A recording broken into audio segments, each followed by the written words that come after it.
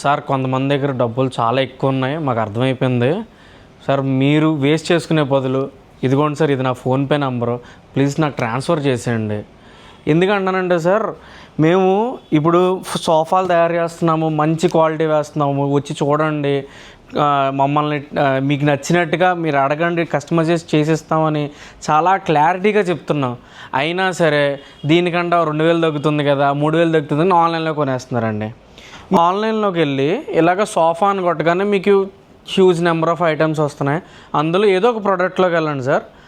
ఒక product specification చూడండి, material and care అని ఉంది.